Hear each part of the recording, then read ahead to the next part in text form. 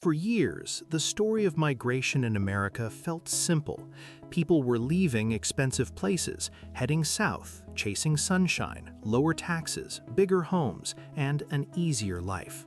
Florida and Texas became the symbols of that story, and for a while, that version of America made sense. But in 2026, the map is no longer that simple.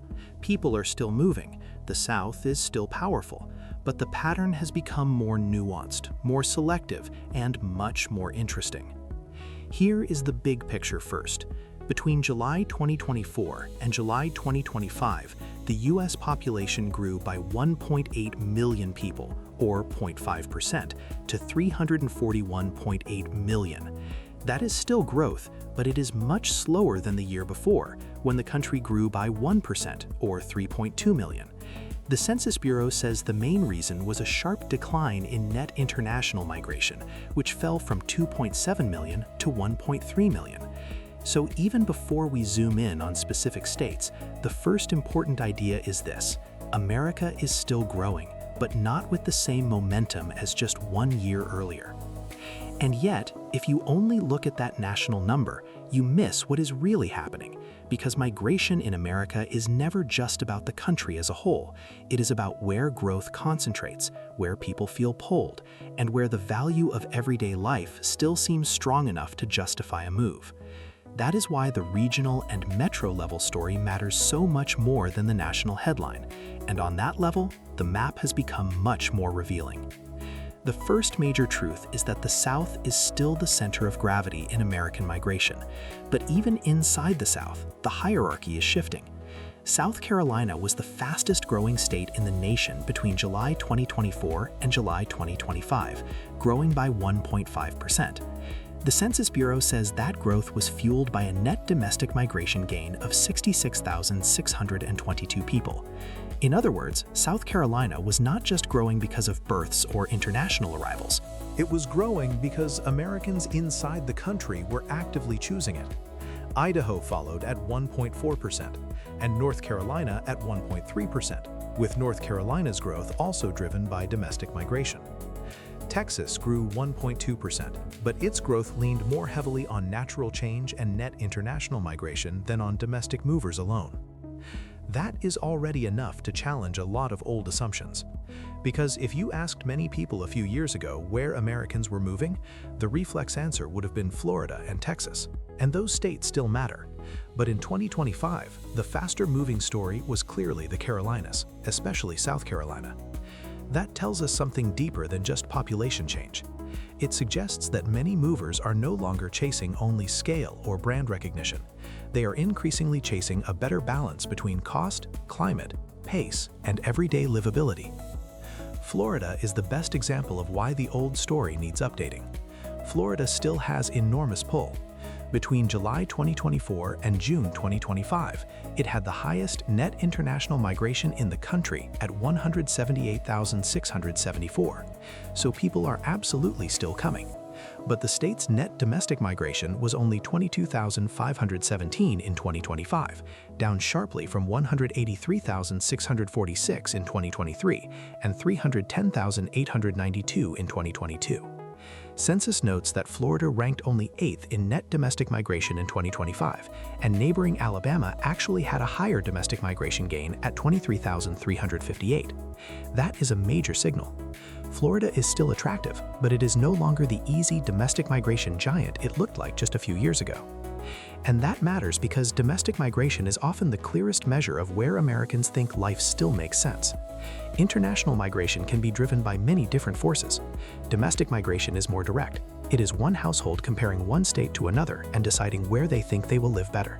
So when Florida's domestic momentum cools sharply, while South Carolina and North Carolina stay strong, that is not a random statistical detail. It suggests a genuine shift in how Americans are valuing places. Now, the state map is only half the story. The metro map is where the movement becomes even more precise. And here, the Census Bureau's latest metro release gives us the most recent detailed look through July 2024. Across the country, metro areas collectively grew by nearly 3.2 million people between 2023 and 2024, or about 1.1%, slightly faster than the nation as a whole. Nearly 86.4% of Americans lived in metro areas in 2024, and about 88% of metro areas gained population. In fact, metro areas accounted for 96% of the nation's total population growth from 2023 to 2024. So when we talk about where Americans are moving, we are really talking about which metro areas are winning. And this is where the map gets more interesting than the cliches. Yes, the Sun Belt still dominates many of the biggest gains, but the gains are not all going to the same old places in the same old way. In Texas, Houston, Pasadena, the Woodlands added more than 198,000 people between 2023 and 2024, making it the second largest numeric gainer in the nation after New York. Dallas-Fort Worth, Arlington added nearly 178,000, and Austin, Round Rock, San Marcos grew by more than 58,000, or 2.3%. That shows that Texas is still a magnet, but more as a giant multi-metro growth machine than as one single simplistic relocation dream. Florida's metro story is even more revealing. The state was home to some of the fastest growing metro areas in the country between 2023 and 2024. Ocala grew by 4.0%, making it the fastest growing metro area in the nation. Panama City Beach grew by 3.8%, ranking second. Miami, Fort Lauderdale, West Palm Beach added around 123,000 people, while Orlando, Kissimmee, Sanford added around 76,000. So Florida's metros still have huge momentum. But notice the contrast. The state-level domestic migration story cooled sharply by 2025, while its metro-level story through 2024 still looked extremely strong. The most careful reading is that Florida is still highly attractive, but the type of growth it gets and the reasons people choose it are becoming more mixed. That is an inference from the two census releases, not a single direct statement from one source. The Carolinas may be the clearest signal of the new map. In South Carolina, Myrtle Beach, Conway, North Myrtle Beach grew by 3.8%. That is why the fastest growing map is no longer just move to Florida or move to Texas. It is much more often find the part of America where life still feels worth the price. That interpretation is based on combining the census growth patterns with what those winning metros actually look like. But there is another layer to this story, and it breaks one of the most popular online narratives. The story is not only about people leaving the Northeast and Midwest forever. Some of the biggest metro rebounds in the country are happening in places that were supposed to be losing the migration war. New York, Newark, Jersey City added more than 213,000 people between 2023 and 2024, making it the nation's largest gaining metro area. Los Angeles, Long Beach, Anaheim added over 41,000 after earlier losses. Chicago, Naperville, Elgin added about 71,000 in 2023 to 2024 after losses earlier in the decade. Washington, San Francisco, Miami, and Boston also saw notable positive turnarounds. That does not mean the old Sunbelt migration story was fake. It means it is no longer the whole story. Big coastal and northern metros are no longer simply collapsing while everybody flees south. Some are stabilizing or rebounding, helped by stronger international migration and reduced domestic outflows.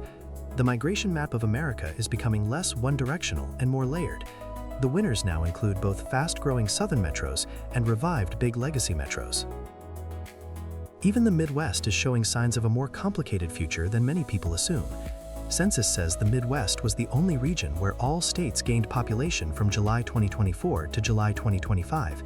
It also says the region saw positive net domestic migration for the first time this decade, with Ohio gaining 11,926 domestic migrants in 2025 and Michigan gaining 1,796 after much larger losses earlier in the decade.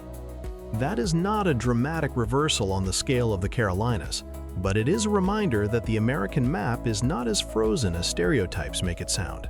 So what should we actually take from all of this? First, the South is still the strongest migration region in America, but its internal leaders are changing. South Carolina and North Carolina are increasingly central to the story. Florida still matters, but its domestic migration dominance is weaker. Texas is still huge, but more because it remains a giant engine of growth than because it is the default bargain it once seemed to be. Second, metro areas matter more than broad state labels. It is no longer enough to say people are moving to Texas or people are moving to Florida. Which part of Texas? Which part of Florida? Which kind of metro? Houston, Dallas, Austin, Ocala, Myrtle Beach, Wilmington, Raleigh, Charlotte, these places are not interchangeable. The new map is much more local than the old slogans make it sound. Third, the strongest winners are often not the flashiest places. A fast-growing coastal metro like Myrtle Beach says something very different from a massive global metro like Miami. A balanced growth story like Raleigh says something different from a pure lifestyle brand like Florida's Beach Corridor. What the new migration map shows is that people are not only chasing fantasy anymore. Many are chasing a more workable version of real life. That is an interpretation, but it is strongly supported by the kinds of metros that now sit near the top of the growth lists. Fourth, the national conversation about migration is often too dramatic. It is too easy to say everyone is leaving blue states, or everyone is rushing to one cheap Sunbelt paradise, or big cities are dead. The data now say something much more nuanced. Metro growth is broad. Around 88% of metro areas gained population from 2023 to 2024. Some big legacy metros are recovering. The Midwest is showing signs of domestic stabilization, and the South, while still dominant, is evolving inside itself.